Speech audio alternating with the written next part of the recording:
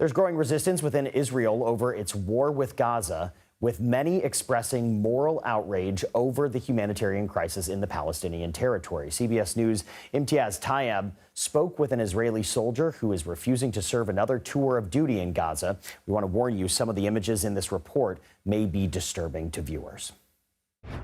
Israeli protesters hold pictures of Palestinian children killed in Gaza.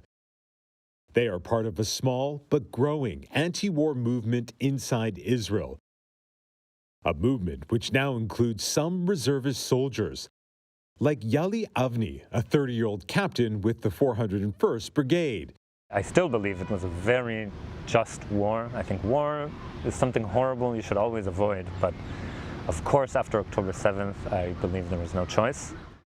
He agreed to an interview with us where he said, after 3 tours in Gaza following the October 7th attacks, he's refused orders to go back. I think for me, hearing members of the government speak very openly about ethnically cleansing the Gaza Strip, about not letting in any humanitarian aid and starving them, I think for me that is just a big red line. Like, it's something that I don't feel comfortable with. I don't feel like I can support, and I felt like, especially as an officer in the army, it's just not something I can take part in. A recent poll by Israel's leading television network found that 61% of Israelis want to see all the hostages come home, even if that means an end to the war. But a recent Pew poll found that only 21% think Israel and a Palestinian state can coexist peacefully.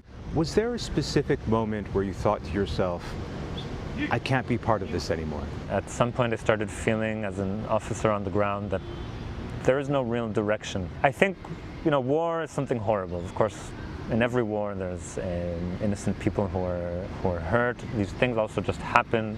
That's a reason to just avoid war in general. But I feel like over time we're just kind of sinking in this mud where we don't know what to do, but no one can just say, okay, we need to stop this. Like, we're not achieving anything. Other reservists who have chosen not to go back are facing the potential of time in prison. Some are even in prison for refusing to go back. Are you concerned about that?